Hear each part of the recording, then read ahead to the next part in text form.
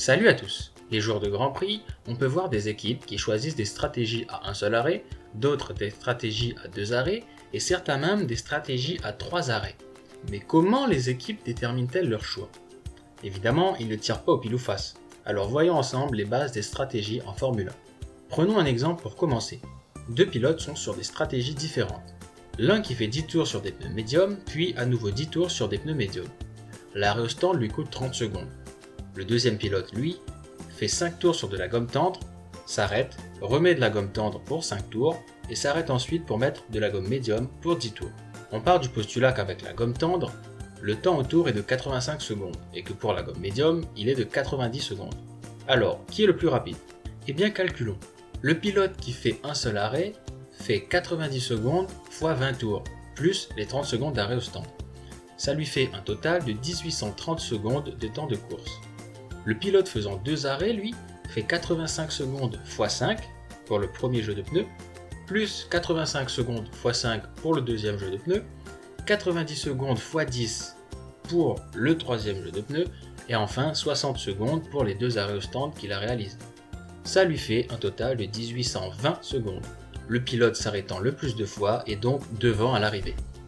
Alors pourquoi voit-on aussi peu de pilotes s'arrêter plusieurs fois?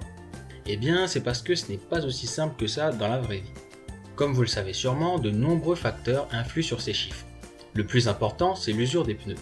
Et oui, les pneus n'offrent pas le même niveau de performance tout au long de leur vie. En gros, plus ils sont neufs, plus ils sont rapides. Si le pneu tendre fait 85 secondes au tour neuf, une fois usé, il fera peut-être 88 secondes. Il faut donc prendre cela en compte lorsque l'on choisit une stratégie. Les courbes de dégradation des pneus ne sont pas linéaires et il y a un point où les pneus se dégradent très rapidement. Donc il peut être un meilleur choix d'utiliser des pneus plus durs qui pourront durer plus de tours tout en se dégradant moins. Ils seront certes moins rapides, mais ils seront beaucoup plus consistants. Un autre point, c'est l'arrêt au stand. On en a vu beaucoup de ratés la saison dernière, et oui, il y a un facteur risque à faire rentrer une voiture au stand. Mais alors, quand choisir une stratégie à plusieurs arrêts? Eh bien, il y a plusieurs scénarios possibles. Par exemple, si les pneus plus durs ne fonctionnent pas très bien ce jour-là, en fonction de la température ou du circuit. Ou alors, si vous pensez avoir de meilleurs pilotes que les autres, capables de dépasser sur la piste si besoin et de gérer leurs pneus. Ou enfin, si vous prévoyez un risque élevé d'avoir une safety car en piste, qui vous offrirait dans ces cas-là un arrêt au stand quasiment gratuit.